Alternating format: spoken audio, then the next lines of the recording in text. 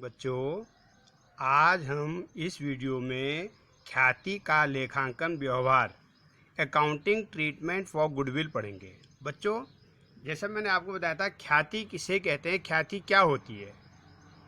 मैंने आपसे कहा था कि जब नया साझेदार अपना हिस्सा वर्तमान साझेदारों से प्राप्त करता है तो वर्तमान साझेदारों को कुछ न कुछ त्याग करना पड़ता है और उस त्याग की क्षतिपूर्ति के लिए, उस त्याग के कंपनसेशन के लिए नया साझेदार जो होता है वो ख्याति के रूप में कुछ एक्स्ट्रा, कुछ पैसा प्रीमियम के रूप में कुछ एक्स्ट्रा पैसा लेकर के आता है, जिसको हम जो है पूंजी के अलावा, पूंजी तो लाएगा ही लाएगा, उसके अलावा जो एक्स्ट्रा पैसा लेकर के आता है उसको हम ख्याति या गुडविल कहते हैं। ये हमारी गुडविल होती है, ख्याति होती है।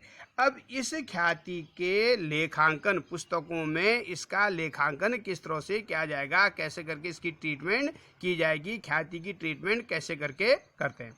बच्चों, जब एक नया साझेदार फर्म में प्रवेश करता है तो फर्म में जब वो प्रवेश करेगा तो पूंजी तो लाएगा ही लाएगा। पूंजी के अलावा वो ख्याति के रूप में अतिरिक्त राशि कई बार तो नकद लेकर के आता है और कई बार वो नकद लेकर के नहीं आता, या कई बार क्या होता है कि ख्याति को कुछ राशि ले आएगा और कुछ राशि नहीं लाएगा। तो इन सब के लिए अलग अलग तरह से ट्रीटमेंट की जाती है, जनरल लिखे किए जाते हैं। तो इनकी जनरल एंट्री किस तरह से होती है ये मैं आज आपको इस वीडियो के माध्यम से बता रहा हूँ। ठीक है बेटा। तो सबसे पहला वाला जो केस ये हो सकता है, पहले केस में हम ये कह सकते हैं कि जब नए साझेदार द्वारा अपने हिस्से की ख्याति और पूंजी की राशि नकद लाई जाती है। जब नया साझेदार जो होता है वो अपने हिस्से की ख्याति और पूंजी जो है क्या होता है, नकद लेकर के आता है, और गुडविल का जो अमाउंट होता है वो व्यवसाय में ही रखा जाता है। इस केस में क्या क्या एंट्री बनेगी? तो सबसे पहले बहुत इजी एंट्री है बच्चों, जनरल के रूल आपको, गोल्डन रूल तीनों आपको पता है, उसके अकॉर्डिंग जो है हम इनको बना देंगे। सबसे पहले देखो, जब नया साझेदार आएगा और नया साझेदार जो है वो क्या लाएगा, पूंजी लाएगा और ख्याति लाएगा। दोनों चीज अगर वो लेके आ रही है तो पहली एंट्री तो लाने की हो जाएगी। तो जब लाने की, तो हमारे पास पैसा आ रहा है ना, जब नया साझेदार आएगा तो पैसे लेके आ रहा है, वो कैश लेके आ रहा है। तो पहली एंट्री हम करेंगे cash account debit. Cash account भी लिख सकते हैं यहाँ पर और बैंक भी लिख सकते हैं, कैश और बैंक में से कुछ भी लिख सकते हैं, कैश अकाउंट डेबिट या बैंक अकाउंट डेबिट। क्यों? क्योंकि व्हाट कम्स डेबिट, तुम्हें पढ़ाई था, what comes debit what goes credit करके लिखा होता है ना, रियल अकाउंट का जो रूल था। तो कैश अकाउंट डेबिट, कैश आ रहा है। कैसे आ रहा है? एक तो वो कैपिटल लेकर के आ रहा है, एक गुडविल लेकर के आ रहा है। तो न्यू पार्टनर्स कैपिटल अकाउंट और टू प्रीमियम फॉर गुडविल। बेटा प्रीमियम, क्योंकि अतिरिक्त पैसा लेके आ रहा है, तो जब हम ज़्यादा मांगते हैं तो उसको प्रीमियम कहते हैं और जब हम कम मांगते हैं तो उसको डिस्काउंट कहते हैं। तो इसलिए यहाँ पर आ जाएगा टू प्रीमियम फॉर गुडविल। तो पहली एंट्री क्या बनी? पहली एंट्री बनी कैश आया, जो चीज़ आती है उसे डेबिट करते हैं, कैश या बैंक जो भी लिखना चाहोगे यहाँ पर, कैश और bank account debit to new partners capital account, जितनी वो अपनी कैपिटल लेकर के आए वो इसके आगे लिख देंगे, और टू प्रीमियम फॉर गुडविल, और गुडविल के रूप में जितना पैसा लाया इसके आगे लिख दिया जाएगा। तो पहली एंट्री बन गई, नरेशन बन जाएगी, amount brought by new partner as capital and goodwill, कि नए पार्टनर के द्वारा कैपिटल और गुडविल के रूप में कैश लाया गया। तो पहली एंट्री तो ये बन गई बेटा। अब देखो, जो प्रीमियम फॉर गुडविल लेकर आया था, गुडविल के रूप में जो अतिरिक्त राशि लाया था, इस प्रीमियम के अमाउंट को पुराने साझेदार अपने सैक्रिफाइजिंग रेशो में बांटते हैं। क्यों? क्योंकि जिस अनुपात में उन्होंने त्याग किया था उसी अनुपात में वो पैसे को बांटेंगे। किस अनुपात में बांटते बेटा? इसको सैक्रिफाइजिंग रेशो बांटते। याद रखना, हाँ, जो गुडविल का पैसा नया पार्टनर लेकर के आता है उसको पुराने साझेदार अपने त्याग के रेशो में, अपने सैक्रिफाइजिंग रेशो में बांटते हैं। तो जब बांटेंगे तो उनको क्रेडिट कर देंगे उनके अकाउंट को। तो जब प्रीमियम फॉर गुडविल डेबिट, पहले क्रेडिट क्या था, अभी डेबिट कर दो, प्रीमियम फॉर गुडविल डेबिट, और किस किस को दे रहे हैं? पुराने पार्टनर को दे रहे हैं, उनको मिल रहा है तो उनको क्रेडिट जाएगा to old partners capital account या करंट अकाउंट। कैपिटल अकाउंट लिखते हैं, करंट अकाउंट लिखते हैं। तो कैपिटल अगर हमारी फिक्स्ड है तो करंट अकाउंट करके लिख देंगे, अगर कैपिटल अकाउंट फ्लक्चुएटिंग है तो कैपिटल अकाउंट में डाल देंगे। To old partners capital oblique current account में, इसलिए दोनों लिख दिए है ना। और amount of goodwill created in sacrificing ratio, ये याद रखना बेटा, सैक्रिफाइसिंग रेशो में बांटते हैं। कभी भी ध्यान रखना कि नया वाला साझेदार जब गुडविल का पैसा लाएगा उस पैसे को पुराने साझेदार अपने त्याग के रेशो में बांटेंगे। जिस रेशो में जिसने त्याग किया है उसी रेशो में वो गुडविल का पैसा लेंगे। ठीक हो गया, दो कंडीशन होगी। अब तीसरी कंडीशन जो होती है कि जो तो वो गुडविल की राशि व्यवसाय में बनी रहेगी, ठीक है, लेकिन तीसरी कंडीशन यदि पुराने साझेदारों द्वारा ख्याति की राशि आहरित कर ली जाती है। कई बार ऐसा होगा जब तक तो वो पुराने साझेदार जो होंगे ख्याति की रकम को बिजनेस से बाहर निकालेंगे, व्यवसाय से बाहर निकालेंगे, विड्रॉ कर लेंगे, तो निकालने की एंट्री जब ये भी होगा तो ये लिखा होगा कि लाना, बांटना और तीसरा निकालने की एंट्री में जो होगी उसमें क्या होगा, ओल्ड पार्टनर्स के कैपिटल अकाउंट या करंट अकाउंट को आप डेबिट कर दोगे क्योंकि वो पैसे को निकाल रहे हैं। और टू कैश या बैंक, ये पैसा बाहर जा रहा है तो जो है टू कैश या बैंक कर देंगे, है ना। तो ये तीन एंट्री बनती है जब नया साझेदार जो है पूंजी और ख्याति की राशि लाता है, तो एक लाने की एंट्री बनेगी, एक बांटने की बनेगी और एक निकालने की बनेगी। लाना, बांटना, निकालना, ऐसे हम बच्चों को सुनाते हैं, लाना, बांटना और निकालना। निकालने की एंट्री तभी करेंगे जब जो है उसमें लिखा होगा कि ख्याति की राशि पुराने साझेदारों के द्वारा निकाल ली गई है। तो बच्चों क्या क्या एंट्री बनती है, जब वो लाएगा तो मैंने कहा पहले पैसा आ रहा है, जो चीज़ आती है उसे डेबिट करेंगे, कैश और बैंक अकाउंट डेबिट, जितनी कैपिटल आया to new partners capital account, जितना गुडविल लेकर गया टू प्रीमियम फॉर गुडविल, ये लाने की एंट्री बन गई। अब प्रीमियम के पैसे को पुराने साझेदारों ने आपस में सैक्रिफाइसिंग रेशो में बांट लिया, बांटने की एंट्री हो जाएगी premium for goodwill debit to old partners capital account या करंट अकाउंट। और तीसरी एंट्री विड्रू की हो जाएगी, निकालने की हो जाएगी, तो उसमें हो जाएगा अबाउट टू एंट्री, जो दो एंट्री ऊपर सेम होंगी। तीसरी कंडीशन में ओल्ड पार्टनर्स कैपिटल या करंट अकाउंट को डेबिट कर देंगे और कैश बाहर जा रहा है टू कैश या बैंक अकाउंट कर देंगे। तो एक कंडीशन तो ये हो गई है लाना, बांटना और निकालने वाली। ठीक हो गया। अब इसके अलावा अब आगे जो एंट्री बनेंगी ये तो मैंने आपको बता ही दिया था। अब इसमें आगे जो एंट्री बनेगी, अगर जो है नया साझेदार जो है ख्याति की राशि नकद नहीं लाता है तब क्या एंट्री बनेगी। तो अब जो मैं आपको कराऊंगा तो इसमें यह है कि अगर नया साझेदार ख्याति की राशि नकद नहीं लाता है, देखो कैपिटल तो लाएगा ही लाएगा, बिना पूंजी के तो उसे एडमिशन हम देंगे नहीं।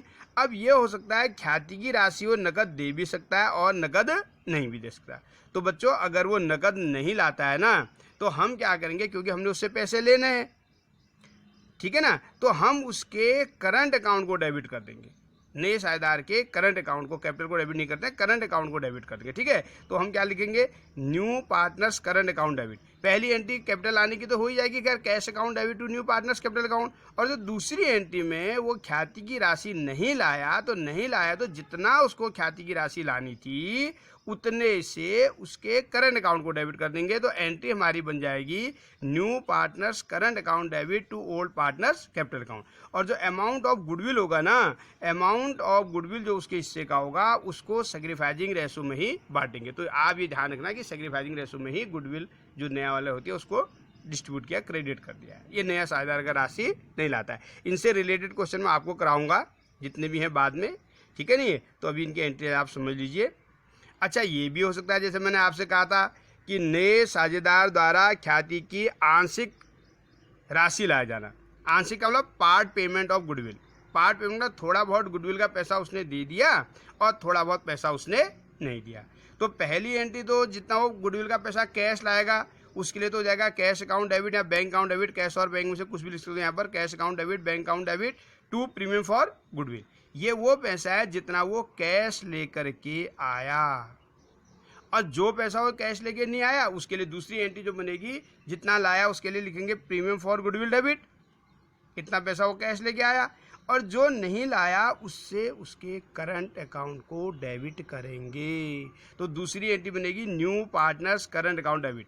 जितना लाया प्रीमियम फॉर गुडविल डेबिट, जितना नहीं लाया new partners current account debit to old partners capital account. और ओल्ड पार्टनर इसको सैक्रिफाइसिंग रेशो में बांट देंगे।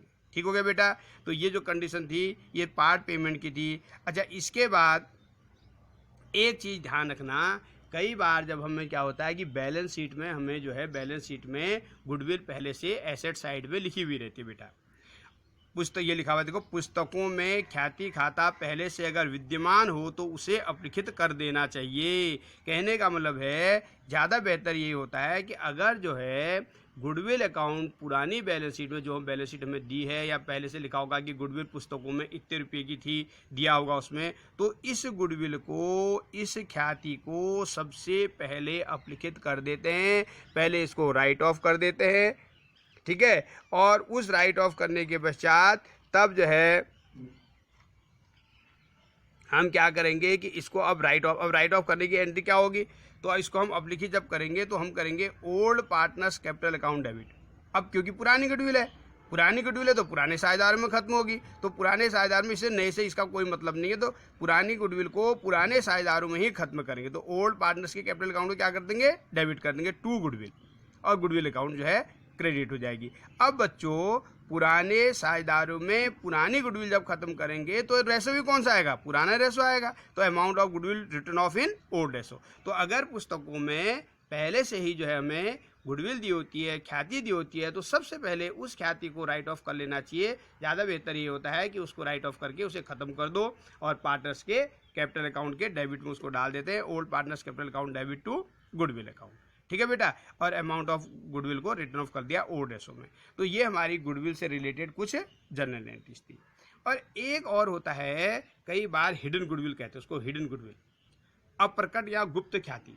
ये आपको जो है कई बार निकालनी पड़ जाती है कि गुडविल की ट्रीटमेंट करते समय, है ना। तो हिडन गुडविल को हम कैसे करके निकालते हैं, छुपी हुई ख्याति जिसे हम कहते हैं। तो हिडन गुडविल निकालने का एक फॉर्मूला होता है, hidden goodwill equal to total adjusted capital minus actual capital, total adjusted capital minus actual capital. अब एडजस्टेड कैपिटल क्या है, एक्चुअल कैपिटल क्या है बेटा।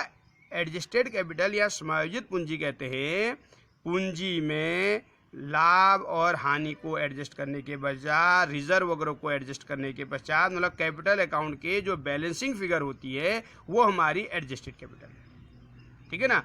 Total adjusted capital minus actual capital. समायोजित पूंजी जो होती है, समायोजित पूंजी में अभी देखना पड़ेगा, जब मैं क्वेश्चन से आपको बताऊंगा कि एडजस्टेड कैपिटल और एक्चुअल कैपिटल में कैसे करके हम निकालेंगे।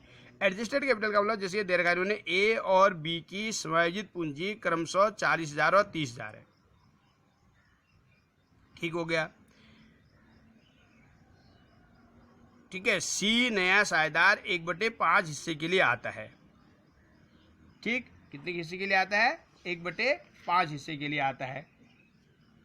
अब वो 20,000 रुपये पूंजी के लाता है, तो फर्म में ख्याति का मूल्य ज्ञात करो। अब फर्म में ख्याति का मूल्य कैसे करके हम ज्ञात करेंगे। अब बच्चों ये देखो, नया साझेदार कितने हिस्से के लिए आ रहा है और कितनी पूंजी ला रहा है। तो नया साझेदार 1/5 हिस्से के लिए आ रहा है, नहीं आ रहा है, 1/5 हिस्से के लिए आ रहा है, और कितनी पूंजी ला रहा है, 20,000 ला रहा है। तो इसके हिसाब से अगर हम टोटल हमारी जो फर्म है उस फर्म की टोटल कैपिटल हम निकालना चाहें तो हम करेंगे कि 1/5 के लिए वो 20,000 ला रहा है, तो इसको हम इस तरह से बताएंगे। देखो इसका आंसर हम करेंगे capital for 1/5 share, capital for 1/5 share equal to 20,000। तो 1/5 हिस्से की पूंजी अगर 20,000 है तो टोटल फर्म की कैपिटल कितनी होनी चाहिए, कितनी होनी चाहिए बेटा, टोटल कैपिटल ऑफ फर्म कितनी होनी चाहिए, 20,000 इंटू 5, 5/1 होगा, 1 को छोड़ दो, है ना। तो 20,000 इंटू 5 मतलब 1,00,000 रुपये हमारी फर्म की कैपिटल होनी चाहिए। क्यों, क्योंकि नया साझेदार 1/5 हिस्सा हमने उसको दिया, 1/5 हिस्से के लिए अगर वो 20,000 रुपये की पूंजी लाता है तो पूरी फर्म की पूंजी जो है 20,000 को 5 से मल्टीप्लाई, 20×5 100, 1,00,000 रुपये होनी चाहिए। अच्छा, अब कैपिटल इसमें है कितनी, समायोजित पूंजी इसमें कितनी है, तो कैपिटल जो एक्चुअल कैपिटल जो है, एक्चुअल कैपिटल इक्वल टू जो इसमें तीनों की जो है, एक्चुअल कैपिटल इक्वल टू ए की जो है सब कुछ करने के बाद जो समायोजित पूंजी जो है वो 40,000 है, ए की 40,000 प्लस बी की जो है वो 30,000 है, 30,000 प्लस सी की जो है वो 20,000 है। तो ये हो जाएगा हमारा 40 और 30 70 80 90,000 रुपये। इसमें हमारी एक्चुअल कैपिटल जो है वो 90,000 है और कैपिटल होनी कितनी चाहिए 1 लाख, है कितनी 90,000। तो इन दोनों के बीच का जो डिफरेंस है that is the amount of goodwill, वो हमारा गुडविल होगा। तो गुडविल इक्वल टू 1 लाख में से 90,000 माइनस करेंगे तो 10,000 रुपये जो है वो हमारी फर्म की ख्याति आ गई है। ये आ गई गुडविल ऑफ फर्म। क्या आया ये आया गुडविल ऑफ फर्म।